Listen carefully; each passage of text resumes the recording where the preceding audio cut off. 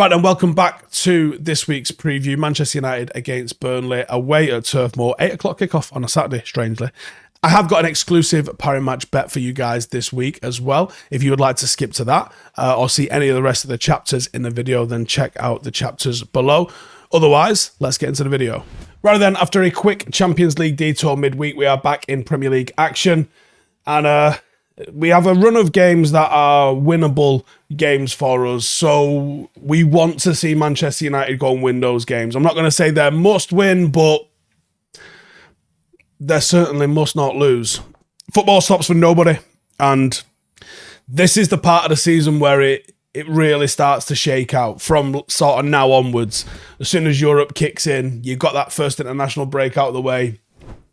There seems to be a little bit of momentum starts to get built up now. So this would be a great time for some of those injured players, some of the dozen or so injured players to start coming back.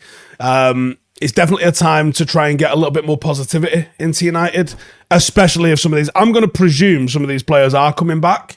And if they're not back for this game, the subsequent games they will be back for. But I think we are going to find out exactly what we're made of as a team. We've had a tricky run of games. You know, Arsenal, Brighton, Bayern was a tough run of games for anybody. And with the dozen or so players missing that we had, I wouldn't have expected to get 0 points out of it, but I wouldn't have expected to get 9 points out of it all the same. So it's been a bit of a test up to now. But I think now's the time when we can start actually making some tracks ourselves and start putting together who and what we're about, particularly if Amrabat does manage to become available. It's a little bit up in the air. I know by the time that this video comes out, there might have been a press conference that has given you some details, but I'm going off what's out there at the time of recording. So, situation at the moment, United are in the mud, and it does not feel good whatsoever. You've got a 3-1 loss to Brighton, 3-1 loss to Arsenal, and then also the loss against Bayern midweek as well. But Burnley are yet to win a game this season. And United are undefeated in 15 of the last 16 matches against Burnley in all competitions. They're coming off the back of a 1-1 draw to Nottingham Forest, which saw a red card delivered to Lyle Foster late in extra time. But I was watching the game. Don't know why I found myself rooting for Forest. I just want Burnley to not win a game. And actually wouldn't have minded if they carried on losing the game, in all honesty. Prior to that, they suffered a 5-2 loss to Tottenham just after beating Forest 1-0 in the Carabao Cup. This is definitely the easiest game we've had in the league, probably all season. But it still could be a massive challenge for us, considering our injury and away record. Now, how do they play? Well, it's interesting, man, because we've not seen Burnley in the league. Obviously, we met them in a cup last year, but we've not seen them under Vincent Kompany in the league. Now, we battered them in the cup, but that was at home, and away it's a different story. But since bringing in Kompany, Burnley have undergone a sensational transformation. Now, he's brought in a unbelievable number of players to do that. Not at great expense, but the personnel matters. The attitude, the player profile, that matters when you're trying to change the makeup of a team and how it plays. And it is as far away from a Sean Dyche team as it's possible to be at the moment.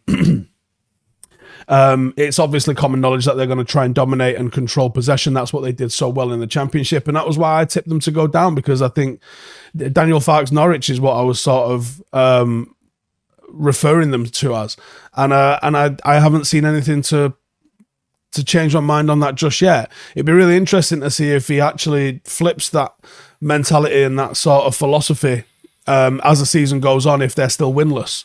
But you know, he usually flips between 4-2-3-1, 4-3-3, 4-1-4-1, which, being honest with you, is essentially the same thing. Same positional principles.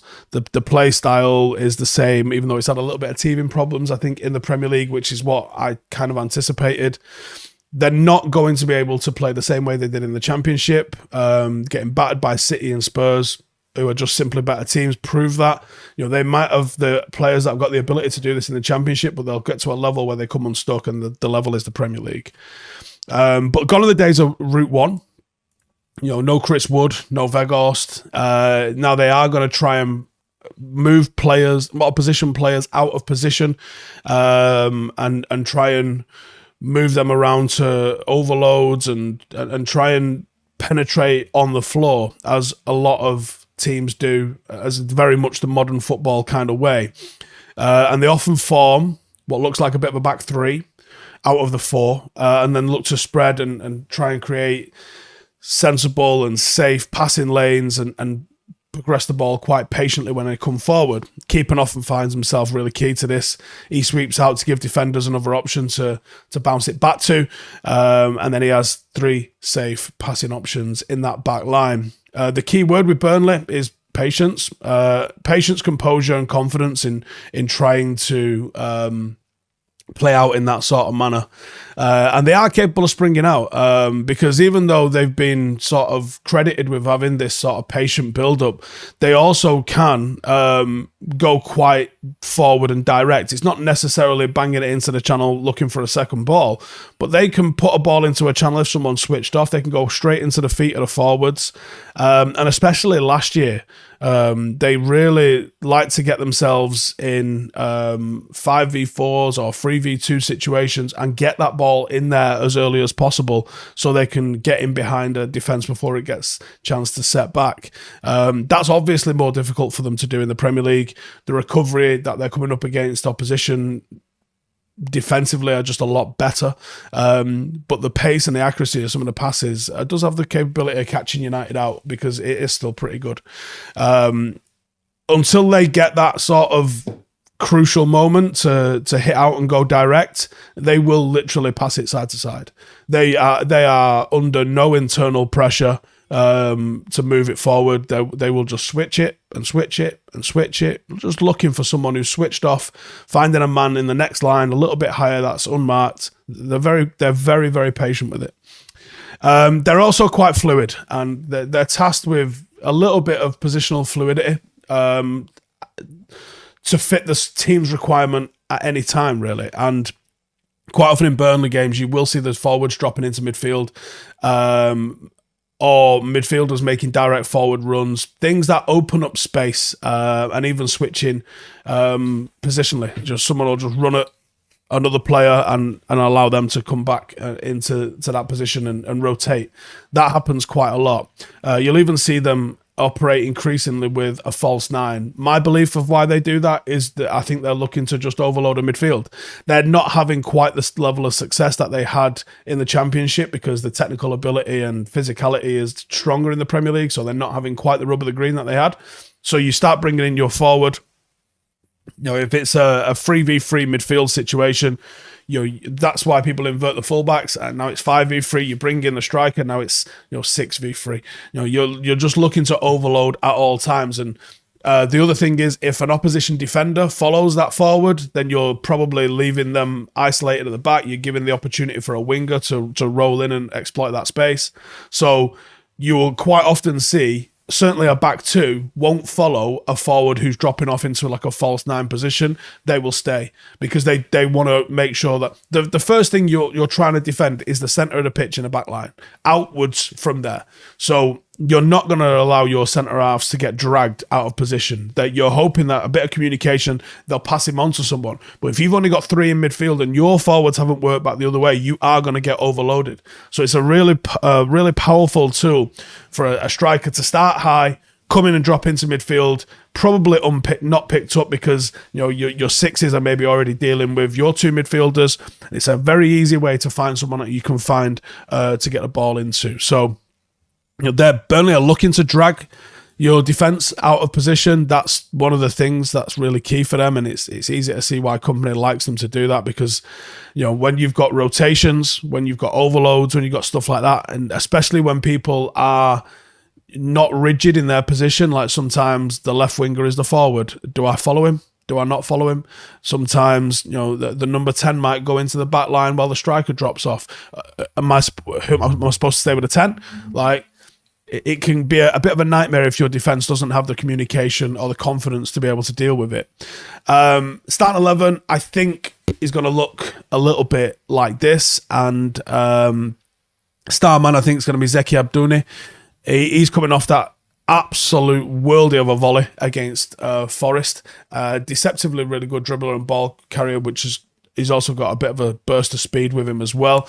He's got 2 pretty good feet, which means he can go on the outside or the inside, which is a nightmare to defend against. And he's got variety and unpredictability in his game. He can lead the line, he can play off either wing, and he really suits that sort of fluid rotational forward line that companies started to build up. He is an attacker that can impact the game as a creator, a dribbler, or someone who can score a goal. For United,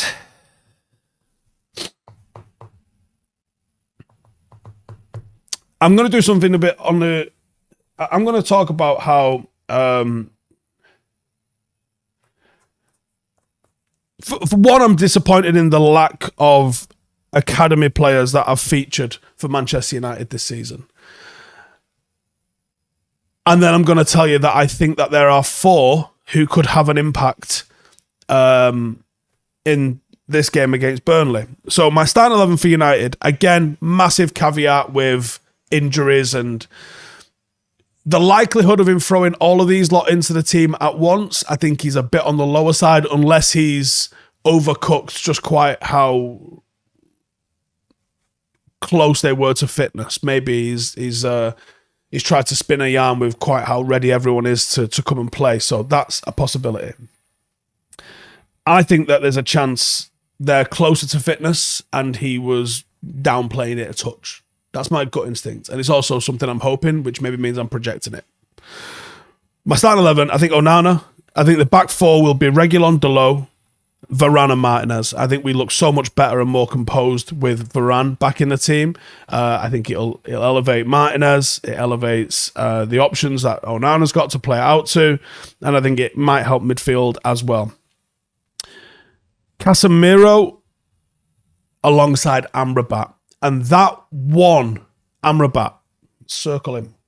Amrabat could be such a key to us because it's the legs and the progression that we have lacked in the centre of the park. So he can be a massive, massive thing. And the thing is, this could still be Eriksen. This could still be McTominay. This could even still be Mount.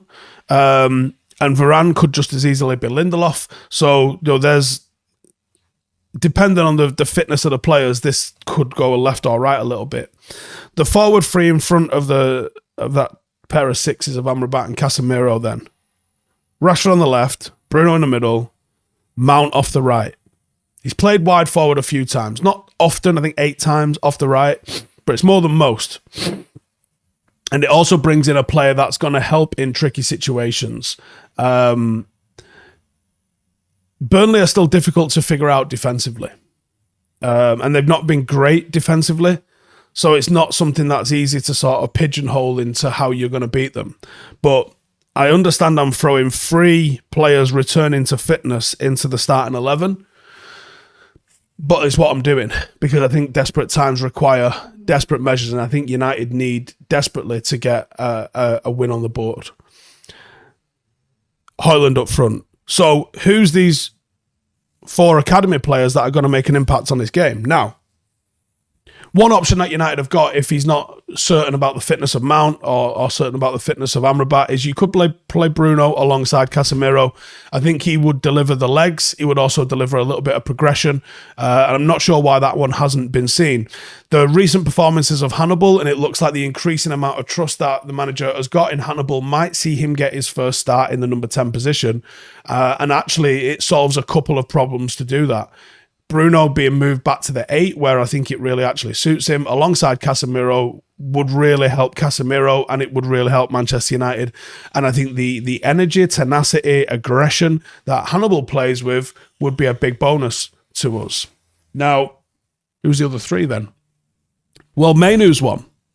Now, Mainoo might be considered closer to fitness and maybe more suited to how we want to play because he's actually played it a few times, albeit in pre-season, than Amrabat is, and we saw how good Mainoo looked in that position, even alongside Casemiro. So that, again, is another option for us, that Mainoo could be an option that either starts or comes off the bench and gives Casemiro a little bit of time off should Amrabat start. I think what's more likely is that it's probably Amrabat that maybe only gets an hour if he does start, and maybe Mainoo comes on for the final 30 to see the game out. Pellistri and Garnacho are the other two. So Pellistri, not exactly an academy product, it's a youngster that we bought, but Garnacho obviously an academy product. These are two players that you could look at potentially starting, probably off the right. If not, after an hour, 65 minutes, I would expect one or both of those to be coming on, hopefully not to break a deadlock, but to maybe see a game out. It's increasingly becoming about how and when you use your substitutes. And I think we've been so devoid of options off the bench from the start of this season that actually having some options off the bench that the manager does trust, and we know that he does trust these players, I think that might start to see something for United. And even if we started with Pellistri and maybe Mount gets 30 minutes, the only cover that we don't really have is, and certainly not a youngster that we could play there, is over Varane. But otherwise, this for me is how you're supposed to utilise the squad. You're supposed to backfill the first team with academy products and then give them the opportunity. If they overtake a first team player, guess what? You're not a first team player. That's how it's supposed to work. So that's what I see as being a big option. I think the youngsters are going to have a big say in this game and potentially in the next couple of months, actually, because there's some real genuine talent in there. Hannibal and Mainoo, Garnacho, like there's really, really high ceiling players in there. They just need the games to develop, and then we will see what happens with them. I'm going to say the match winner for United in this, because of there's such a confusion about who's going to do what, I think it'll be Højlund. I think Højlund will be the match winner. I think he started really, really brightly, but he's not had a chance to really dominate a game yet. He's not had a load of chances where he's really shocked an opponent, and I think that's coming. And I can see, I could start to see it a little bit against Bayern, and I don't think Burnley are quite on the same level as Bayern, and I think there will be chances that come our way. With Dalot and Reguilon giving a little bit of a width, the way they have been doing, I like it. And I think with Dalot and Reguilon, I think you're going to see a headed goal from Højlund this week. And I also think you might see an over-the-top one where we really get to see his in-behind threat and his in-behind pace. So I think Højlund is going to be a big, big threat in this particular fixture. So as I mentioned at the start of the video, this preview is brought to you by our partners at Parimatch UK, and we have got something very special for you. How would you like to win a £50 free bet? Parimatch UK have recently launched their free-to-play prediction game, Hat Trick Hunt. Each week you will get the chance to predict 3 scores from the Premier League with free rewards for each correct prediction that you make. Get all 3 correct and you'll get a £50 free bet. It's that simple. This week I'm going for United 2, Burnley 0. Reason for that, I think Burnley are... They're a threat, and as you've just seen through the entire preview here, they've got ways and means to hurt you. But I think United are just about due a bounce back, and I think a couple of goals can be scored here from United, but a big clean sheet, and I think that'd be really important if we're able to get that. So I'm going 2-0 United in this one. I think 3-2 Spurs in the North London derby, because I'm very impressed with Postecoglou, the way they're playing at the moment. Arsenal are proper feeling themselves because it's Arsenal and they get carried away in it, and I think it's a little bit of a reality check in coming for those. They have been very good at home, but I think Spurs are going to take a little bit more of the ball, and I think they'll get some goals in there as well. They've been very good looking there, Spurs. And I think the way Chelsea have struggled, I'm going to go 1-0 Villa. Obviously, they've got a ton of players, they've got a ton of injuries. They've only won, 4 games in 2023, Chelsea? So I think that their poor form isn't quite ready to turn around just yet. I think Potter's still struggling with sorting out who he thinks the 11 is going to be. And I think there's a way of grinding out a result that Emery's got in his locker that I don't think Chelsea are quite ready for. So even though I think a lot of people will have Chelsea as a favourite at home, I'm just going to buck the trend a little bit. I'm going to go 1-0 Aston Villa in this one. Let me know what you think about those predictions. Give us your predictions in the comments as well. If you'd like to get involved, click the link below. It's free to play. You can get a free £50 bet if you manage to get the scores correct. You do have to be over 18 to play. Full T's and C's do apply. Thank you to Paramatch UK for sponsoring this video. Let's look at how we can actually beat Burnley and maybe get that 2-0 win ourselves. So first up, I think it's got to be concentration. There's been so many times this season that the lapses in concentration, whether it's through jogging, whether it's through allowing opposition players to break free, not correctly communicating or marking what's going on, we've been quite easy to play against at times. And I think we have to have the players a bit more focused. And I think they have to be a lot more concentrated than they have been in recent times, because that's where we've been losing games. And it's important that we don't lose games before we try and win them. And I think concentration, certainly defensive concentration, will be a big one. Secondly, overloaded. Even though Burnley are a million times better in possession than they were under Dyche, you can't convince yourself this is comparable to playing Brighton or Arsenal or Bayern Munich of recent weeks, or or like Manchester City or whatever. They're just not there. They're not at that level of quality yet. They're good for what they were, and they're good for the Championship. They're not good for the Premier League. They might get there, but this weekend they're not that. So if you overload them,